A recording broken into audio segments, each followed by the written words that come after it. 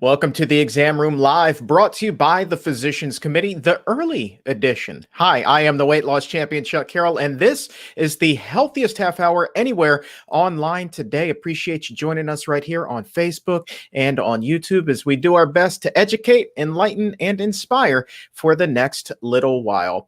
On tap today, the top names in health and nutrition are gathering for a 3-day conference that could forever change the course of treatment being prescribed by doctors. And it all starts with what is on your plate.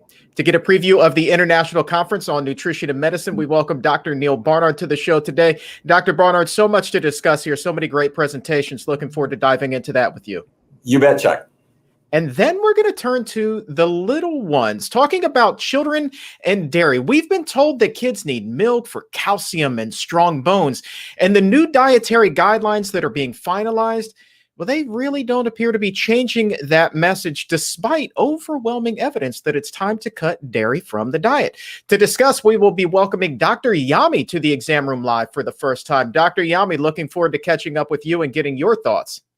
Thank you. It's such a pleasure to be here. And Dr. Barnard will also be sticking around to answer one of your questions when we open up the doctor's mailbag. So go ahead, if you have something on your mind that you'd like for him to address, go ahead and post that in the comment section right now, or you can send them to us on social media. Just make sure that you use the hashtag Exam Room Podcast. But before we go any further, while you are thinking up that question, let's get caught up on the latest happenings. Here are your health headlines for Thursday, August 6th, 2020. And we do begin with the latest on the coronavirus, where new infections Wednesday mirrored the previous 24 hours, 53,000 new cases being reported. Now, that is below what the nation has been averaging in recent weeks, but officials in California and in Florida, two of the states that have been hardest hit by the number of infections, they say that those drops are being caused by technical glitches, and specifically in Florida, testing sites being shut down due to Hurricane Isaias. Meanwhile, the number of deaths also holding steady Wednesday, right around 1,300, bringing the total number of fatalities now to more than 158,000 in the U.S. In other news, could vitamin D help with a dizzying condition? A new Korean study believes that it can offer relief to the millions suffering from vertigo. Researchers looked at 950 people, finding those who had higher levels of vitamin D had a 24% less chance of having a recurrence of the condition. Those who initially had the lowest levels of the vitamin got the biggest benefit, seeing their risk of repeat bouts fall by 45% after boosting their levels. Now, vitamin D supplements were used in the study, and it is unclear whether the increasing levels organically would have the same effect. And finally, oh boy, Dr. Barnard's going to love this one. You can chalk this one up to stinky science. Researchers at Virginia Tech have made a breakthrough of sorts when it comes to garlic that could enable farmers to grow an even more potent variety of the pungent veggie. The good news, though, is that it could also lead to a less malodorous version, much to the delight of anyone you'll be speaking with for the rest of the day. Now, their discovery has to do with the enzyme that gives garlic its unmistakable smell and taste. And researchers say they have now figured out a way to test for levels of that enzyme during the growing process, and thus help farmers to identify the most pungent of the pack and the ones that won't send your friends running for the hills. Good to know. Garlic is it's one of those divisive foods, and healthy though it may be, it can be a seriously smelly turnoff for a lot of people. And I don't know that I'd be game personally, Dr. Barnard, to go with a super potent bowl, but if that's what you want to put in your shopping cart, you go right ahead. Hey, Chuck, you got to get your vitamin G somewhere, right? Okay. You absolutely do. Out there really isn't a vitamin G, just a little joke. Okay. But anyway, yeah, garlic, I got to tell you, I'm a garlic skeptic, have been. But when you see the studies that are done, even when you factor in certain biases by who's funding them and so forth, I got to say garlic is emerging as actually having real biological effects. So I think my skepticism is wearing off a little bit. Yeah, we spoke a lot about that, especially early on in the pandemic when people were looking at it for potentially immune boosting properties. I think the jury, as you said, may still be out a little bit on that, but the tide is in fact turning. But let's talk about something other than vitamin G today, because in just a few hours, Dr. Barnard, the International Conference on Nutrition and Medicine will be getting underway. We're talking about 3 days of health and nutrition and the latest science behind your diet. And this is the 8th year of the conference, but the first time it's being done completely online. And I wanted to bring you on this morning bright and early to kind of set the stage for what's going to happen. We've been talking about it now for weeks, but the day is finally here. And I would love it if we could kind of give a preview of the extraordinary science that people will be hearing about over the next 3 days. And I know that you are going to be a busy man. You're speaking all 3 days. So what is it that you're planning on speaking about this year? Well, this year I'm going to be talking about hormones today. That you and I have talked about some of the surprising ways that foods affect the hormones that affect our health, whether we're talking about menstrual cramps, endometriosis, PCOS, fertility issues, or the more life-threatening issues like prostate cancer, breast cancer, ovarian cancer. That's what I'm talking about today. And I'm joined by Dr. Christy Cobb from Little Rock, Arkansas, who is an OBGYN who's done a lot of work on this. So we are going to be tag teaming on that. But I got to tell you, we're kicking the day off with Dr. Kim Williams, who has been such a wonderful friend to the conference and to our work in general. He's the head of cardiology at Rush University in Chicago, and he will be talking about COVID and the racial disparities that we're seeing. And at the same time, Dr. Alan Desmond, who was here just yesterday, is going to be talking about Crohn's disease. So that's going to be a fantastic start of the day. Later on, we have Dr. Christy Funk, who has done so much wonderful work on breast cancer, and she's going to be focusing on nutrition and breast cancer. Gary Fraser from Loma Linda is going to present some amazing new information that's very eye-opening about dairy's relationship to health. You want to stay tuned on that. Dr. Vinita Raman, who's a friend to the program here as well, will be talking about blood pressure. Shivam Joshi on kidney disease. But I think the fun thing, I got to tell you, Chuck, is we are launching a whole new program that we've never done before at the conference, and that is a new session on culinary medicine. And we are kicking that off today, talking about how to approach patients who feel kind of like me, all thumbs in the kitchen, and what do we need to do and how do we make it simpler. I got to tell you, I'm just excited to have this incredible conference kick off today. Yeah, I'm thrilled for it too. Culinary medicine, that is really, it is kind of a new approach. I've been speaking recently about that with a medical student down in Texas who has been on the show, a woman by the name of Brooklyn Palmer. And that's exactly what she is studying right now in medical school, is culinary medicine. And that to me really is preventative medicine put into practice in the kitchen.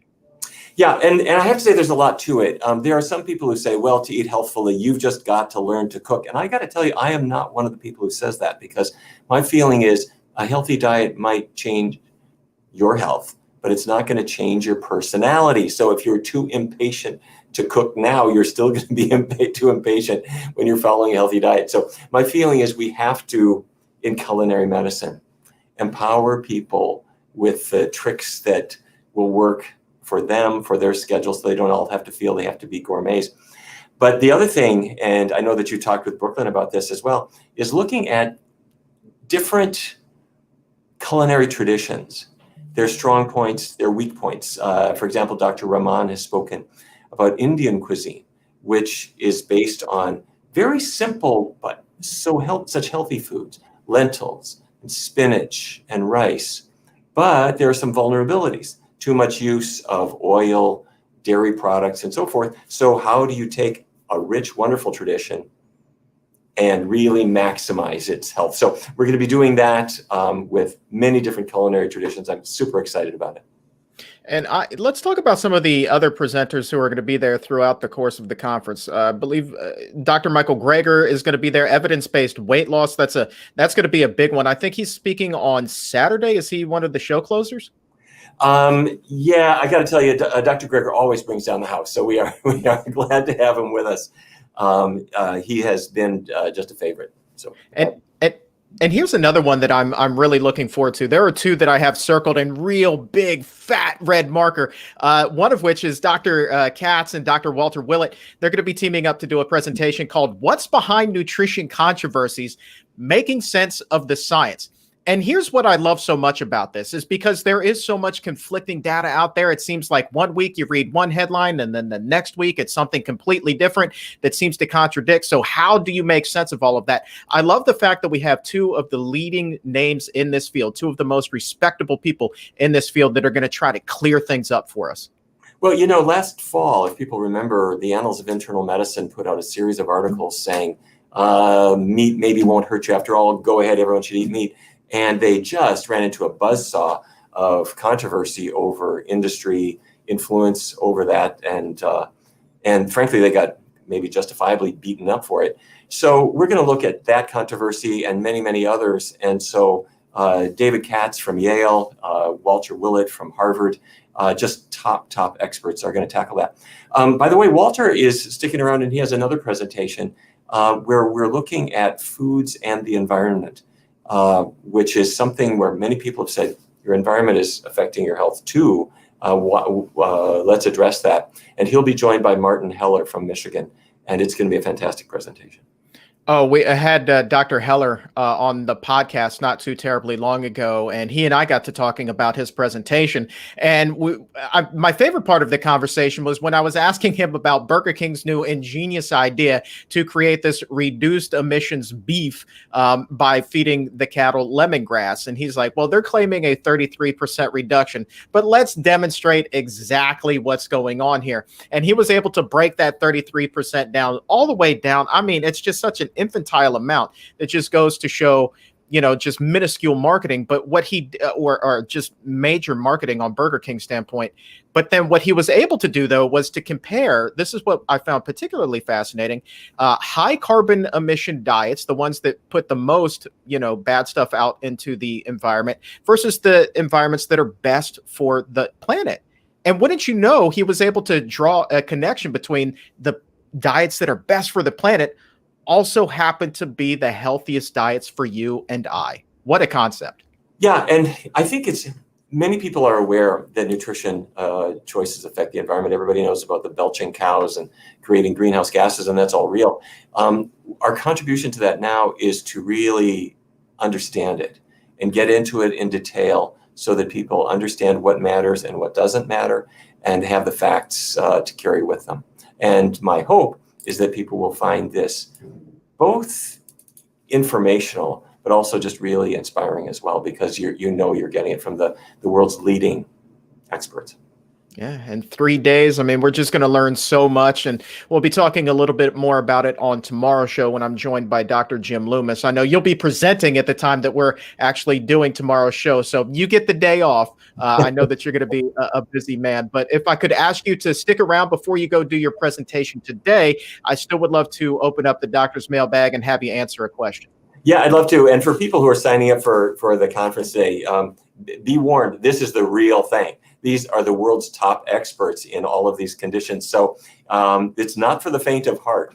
We're not going to be just stirring the asparagus. We are really going to get into these things in great detail in every single session. So fasten your safety belt and come in. If you happen to be a physician and you're thinking my license is being renewed this year and maybe I need some CME, or you're a dietitian, or you're a physician's assistant, you're a nurse, you do get continuing education credits for this through our partnership with the George Washington University, and our CME is, of course, accredited by the American Medical Association. So it's the real deal, and it's kicking off all today at 12 o'clock Eastern. All right, look forward to that. Look forward to speaking with you in just a little bit. Dr. Barnard, stick around. But before we do open up the doctor's mailbag, let's now turn our attention to the kids. They say that children are the future. But should that future be one with dairy? In recent years, studies have shown that milk, in fact, does not do a body good, doing far more harm than good to developing bodies. And for adults, it's the same deal for that matter. And because of that, many now say that it is time to kick the dairy habit. To discuss this morning, we welcome Dr. Yami to the exam room live. She is a board-certified pediatrician, a certified lifestyle medicine physician, an author, a speaker, and she happens to be a Food for Life instructor with the Physicians Committee. She's also a champion for the power of plant-based diets for the prevention of chronic disease. She is Wonder Woman. She is Dr. Yami. Welcome to the show. Thanks so much for joining us. Thank you, Chuck. So happy to be here. I'm so happy that you are here. And I just want to say publicly on the record, I know that you are on the West Coast and this is incredibly early for you. So a huge debt of gratitude for getting up with us this morning. Well, it's a good incentive to get up. Let's start with the dietary guidelines. You know, the recommendations that are currently under view, they call for kids to eat, I believe it is 3 servings of dairy a day. And knowing what we do, what do you think about those recommendations? I do not agree with that. Now, I will say at the beginning of my career, I've been practicing for over 11 years now. At the beginning of my career, I was definitely a milk pusher. I thought that that was the right thing to do. That's what I was trained. I was just following the guidelines. But as I went along with my own eyes, I started seeing the problems that dairy causes for children. The ones that we see immediately from birth, babies that have milk protein allergy and start having bleeding from their guts. They have colic. They're very fussy babies. But then if they make it through that stage without having any, reaction to dairy, when they're toddlers, they start having constipation, chronic abdominal pain. And I even saw kids that had severe anemia because they were taking in so much dairy. And so finally, when I learned more about plant-based nutrition, I felt comfortable saying, this is just not something that I want to be recommending for children anymore. And I think that consuming dairy, especially at that level, probably creates more harm than it does good. The anemia you were speaking of, was that because of the bleeding you referenced, or is there something else at play? So we do know that when we take in cow's milk, especially in young children, there can be some microscopic bleeding in the gut. But the main reason that we sometimes see anemia in toddlers is because it competes with iron for absorption, but also for children that are taking in so much dairy, they displace other sources of iron in their diet because they're just drinking so much milk. Can you speak to the notion that children do in fact need calcium from milk to get strong bones, to prevent fractures when they're out there playing around on the playground? Well, one of the things that really made me feel very comfortable in my position against dairy is the review study that came out at the beginning of this year by Dr. Walter Willett and Dr. David Ludwig from the New England Journal of Medicine, called Milk and Health. And if you look at the study and one of the graphs that they have on there, with milk consumption and hip fractures, it seems like the countries that have some of the highest milk consumption actually also have some of the highest hip fractures. So it doesn't seem to be that higher intakes of milk is actually protecting our bones. One of the things that I tell my families is to remember that we form strong bones primarily through weight-bearing exercise. Yes, we have to have adequate consumption of calcium, B12, vitamin D, those things. But in light of adequate consumption, really it's moving our bodies the way that kids love to do, playing, jumping, climbing, and doing all the things that normal kids do. Let's talk about the long-term consequences of drinking milk starting at a young age. What do we know about the risk from starting at such a young age as we move into adulthood? Well, milk is a hormonal substance. So we know that we're getting exposed to increased levels of insulin growth factor 1, progestins, estrogens, hormones. It increases our cardiovascular disease risk that, saturated fat in dairy and especially in cheese, which is our biggest source of saturated fat in the standard American diet, increased prostate cancer risk, increased endometrial cancer risk. And then also for children, atopic disease. So things like eczema and asthma may also be linked to our dairy intake. So there's a lot. That's why I always say now that the risks of consuming dairy outweigh the benefits that may be there. Now, okay, so now particularly new parents might be saying, well, if we're not getting calcium and vitamin D from milk, where should we be getting it? Where could we possibly get it? So what would you say to those parents? Well, first of all, vitamin D is not naturally present in milk and any mammalian milk, and including human milk. So it's one of those things that's low in mammalian milk. We primarily get it from the sun, but it's put into products. So it's fortified there. So vitamin D we can get from supplements and from the sun. As far as calcium, there's lots of plant foods that have calcium, but the easiest way for toddlers and children to get it is through fortified plant milks. So an unsweetened fortified soy milk, or maybe a pea protein milk, a couple of servings per day is really all that I recommend. And then the rest from food. Beans and greens is what I traditionally say, but things like calcium set tofu, almonds, figs, tahini, white beans. Those are just a sampling of plant foods that are really high in calcium, and getting a variety of those foods will meet the calcium needs for children. All right, can we have some real talk here? Because we're talking about beans and greens, which are fantastic, but I feel like a lot of parents are fighting this uphill battle to compete with slick, highly ultra processed, low nutrient dense foods that have superheroes on them, cartoon characters, YouTubers, whatever the case may be. And that, those are some powerful forces. So how do we get children interested in eating those healthier foods? How do we make beans and greens the amazing things that they are actually in the children's eyes? The only way to encourage a child to eat a food is by consistent and repetitive exposure. That's the only way we learn to like food. So you just have to keep making those foods. You have to keep offering those foods to your child and creating a positive environment. So you want your household, you want your life to be filled with these whole plant foods. I'm not saying you can never eat processed foods. I mean, we live in the real world. We're going to eat those every once in a while, but try to fill your life with whole plant foods as much as possible.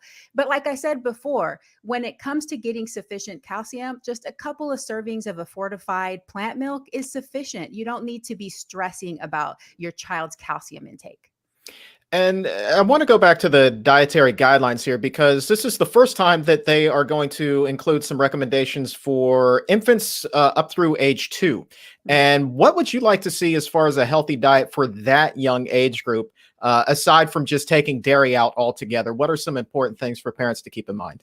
Well, definitely an emphasis on whole plant foods. And for the little ones, as much as possible, mothers that can breastfeed and breastfeed for a year or beyond, that would be my dream come true. There's definitely mothers that can't for various reasons, but any breast milk is better than no breast milk. And then when we start the complementary foods in babies between 4 and 6 months, it's going to be really emphasizing, those greens, the vegetables, fruits, beans, whole grains, and then just continuing that trend onward.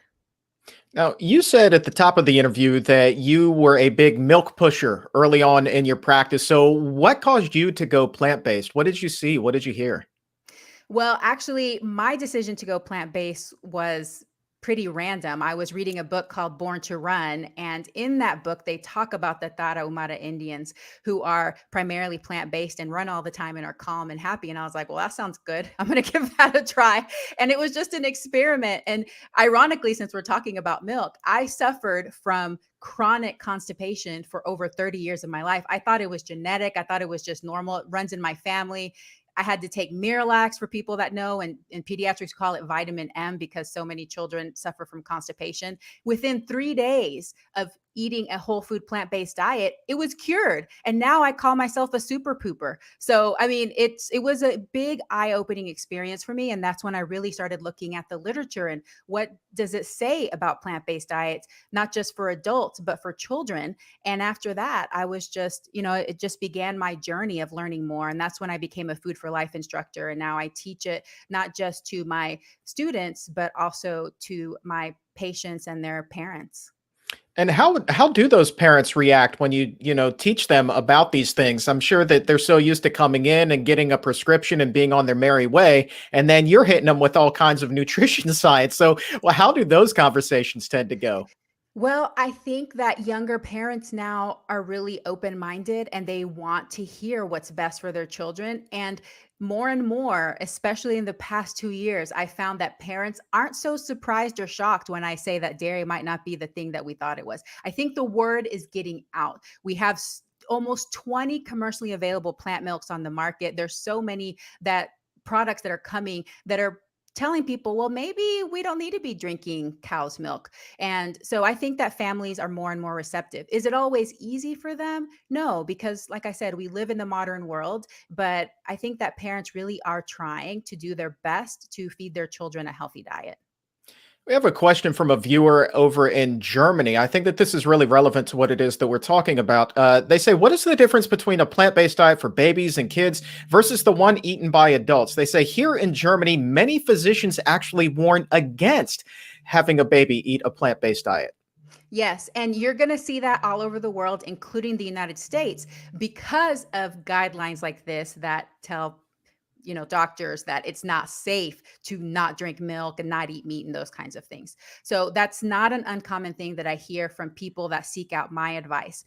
And what I would say, the one thing to keep in mind whenever you're feeding little children is that you do want to make sure that you emphasize variety and calorie density. So you don't want to feed a little child like a raw vegan diet that has, a lot of fiber, because we already eat a lot of fiber, but it has too much fiber, too much bulk, and not enough calories. And it's not something that I see that happens very often for parents, but otherwise it's the same. You want to make sure you're getting fruits, vegetables, whole grains, beans, nuts and seeds, avocado, offering those things to your babies and your children, and making sure that they are eating when they're hungry and stopping when they're satisfied, and following growth curves with their pediatrician or with their physician. I'd like you. You have a lot of energy and a lot of great ideas. You're awesome. So if people want to get in touch with you, I know that you're all over the place. You have your own podcast, Veggie Doctor Radio, your website, veggiefitkids.com. Talk to me a little bit about that.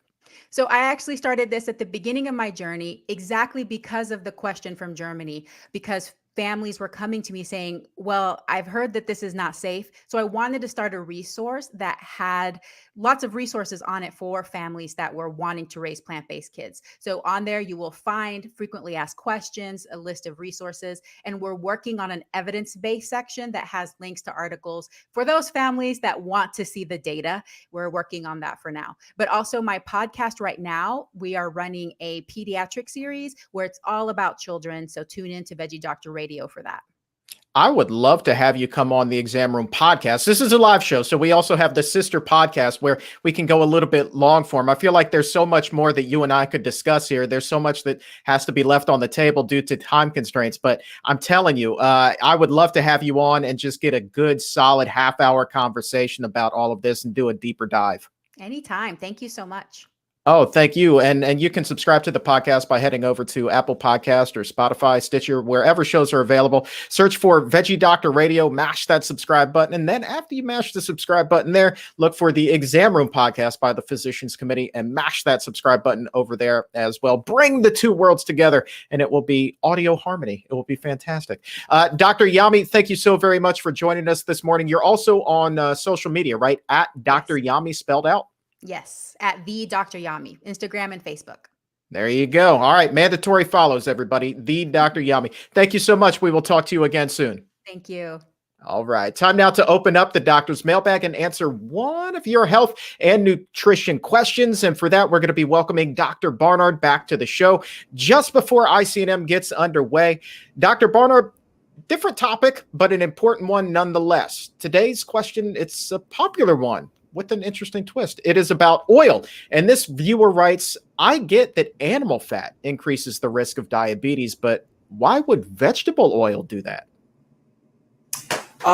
Great question. For people who don't know what we're talking about, when a person eats more fatty foods, particularly animal fats, chicken fat, beef fat, pork fat, even fish oil, the fats get into the muscle cells and the liver cells, and it stops insulin from being able to work. So fatty foods cause the insulin resistance that leads to type 2 diabetes and makes it worse, and even seems to affect type 1 in the sense that when people with type 1 diabetes are eating a lot of fatty foods, their insulin requirements are often higher. When they go on a vegan diet, their insulin requirements drop.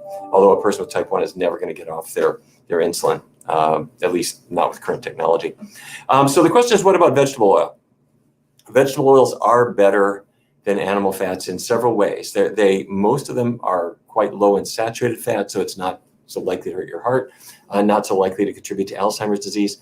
However, there is some evidence that although vegetable oils are a lot better than animal fats, they still can contribute to the problem of insulin resistance. And I have to say, in our experience, when people go on a completely vegan diet and they get away from animal products, they do dramatically better. But if they take the additional step of keeping the oils pretty low, that's going to add to their benefit too. All right, Dr. Barnard, I appreciate your time, my friend. Good luck at ICNM. We'll be watching. Thank you, Chuck. All right. And if we did not get to your question today, have no fear. We save each and every one that comes in, and hopefully we can get you an answer on an upcoming episode. So go on, keep posting it in the comments section, or send them to us on Twitter and Instagram using the hashtag ExamRoomPodcast. And don't forget the doctors at the Barnard Medical Center and our nutritionists. They are now doing telemedicine appointments with patients in Illinois, in Indiana, and in Pennsylvania. 3 brand new states added to the roster, and that is right on top of the additions of Florida and Georgia in recent weeks. And of course, if you also live in California or New York or Washington, D.C., Maryland, Virginia, Missouri, Arizona, Colorado, Massachusetts, or Kentucky, you can also schedule an appointment today. Just head over to barnardmedical.org and make that appointment, or call 202-527-7500. Great way to take your diet and your health to the next level. On the show tomorrow, Dr. Jim Loomis will be here for a Friday nutrition free-for-all. You've got the questions, he will be prescribing the answers, and we will all head into the weekend just a little bit wiser. So go ahead, be thinking about what it is that you might want to ask the man from the documentary, The Game Changers. He will be here, and we will be starting at noon Eastern tomorrow, back to our regular time, noon Eastern, with Dr. Jim Loomis right back here for the Exam Room Live. My thanks again today to Dr. Yami for joining us, and to the crew behind the scenes that makes the Exam Room Live possible. Our director is Emily Colon, and our producers are Donna Steele and Laura Anderson. On behalf of Dr. Neil Barnard and everyone here at the Physicians Committee, I am the weight loss champion, Chuck Carroll. Thanks so much for tuning in today. Enjoy ICNM, and until tomorrow, take a stand, stay safe, and keep it